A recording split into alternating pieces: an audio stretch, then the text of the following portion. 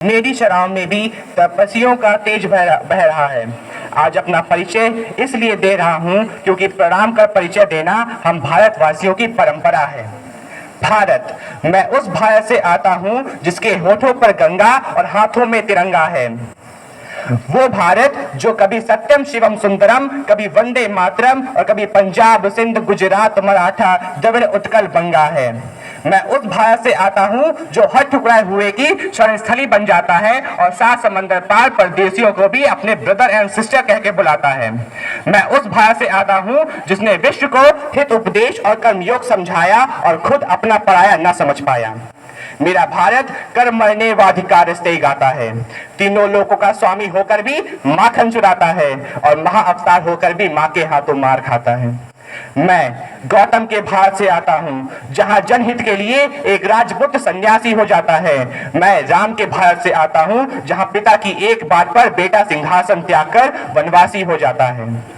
मैं उस भारत से आता हूँ जो स्त्री को उसके स्वाभिमान से पहचानता है, एक कुंवारी माँ को महासती कुंती के नाम से जानता है और महारानी द्रौपदी को देवी मानता है। मेरा भारत आकाश सा बलवान फिर भी धरती सा धैर्यवान है। मेरा भारत प्रेम का पुण्य प्रेम लोक और अहिंसा का जन्म स्थान है। लेकिन नारी का अनादर हो जाए तो यहाँ का बच्चा बच्चा हनुमान है।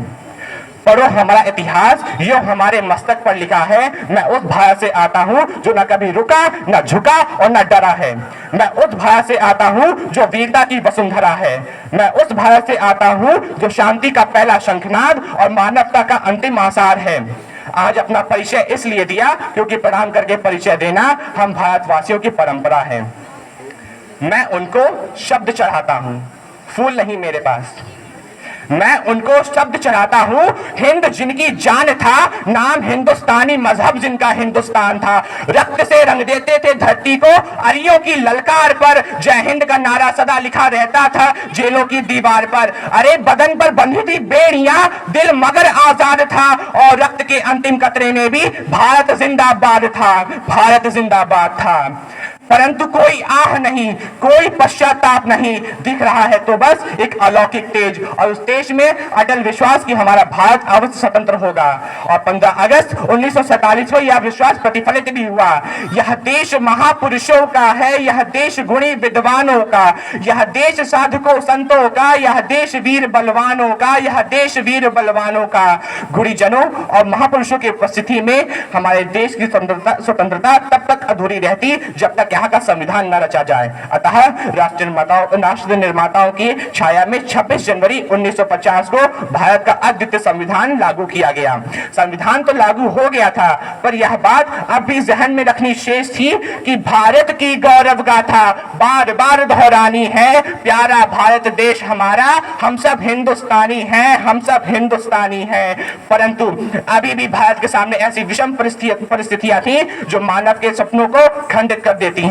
और तब मन में बस एक ही भाव जागृत होता है कि सोचा था अपने देश को खुशियों से सजाएंगे, समता और सद्गुणों से भारत में बहारें लाएंगे। हाय ये आजादी के बाद क्या हो गया, कलाम के सपनों का भारत ना जाने कहां खो गया, ना जाने कहां खो गया। और खोते हुए इस भारत का महज एक ही कारण है कि अनीति अत्याचार बढ़ रहा, युग का अर्जुन मौन है, अपमान तो द्रौपदी पक्ष में बोलने वाला कौन है। युगे अर्जुन गांडीव उठा ले, गीता का फरमान है, अब गुणों के समक्ष झुकेंगे नहीं, हमें करना राष्ट्र सम्मान है, हमें करना राष्ट्र सम्मान है। गणतंत्र की स्वतंत्रता के लिए यह अति आवश्यक है कि हम अपने संस्कृति, सभ्यता, मौलिक चिंतन और वैचारिक स्वतंत्रता को बनाए रखें। लेकिन आज ऐसा लगता है कि मिली राजनैतिक स्वतंत्रता पर विचार परतंत्र है, 5-4 चिंतन चरित्र से कहां हुए स्वतंत्र है। कभी स्वदेशी तंत्रोपेक्षित मिला कहां सम्मान है,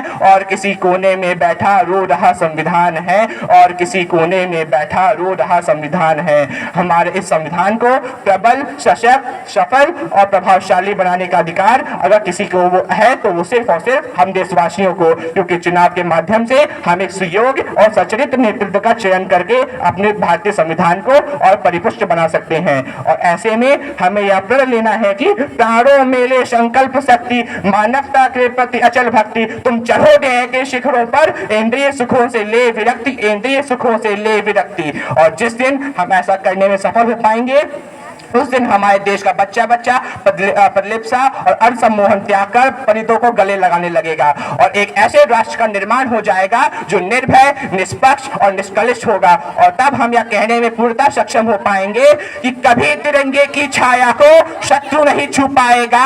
धैर्य, एकता और साहस से हर प्रश्न सुलझता जाएगा, हर प्रश्न सुलझता जाएगा।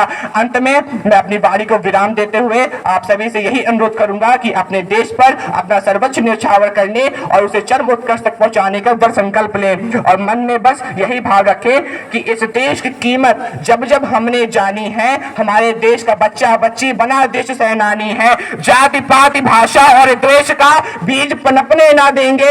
अब इन आधारों पर हिंदुस्तान को बंटने ना देंगे।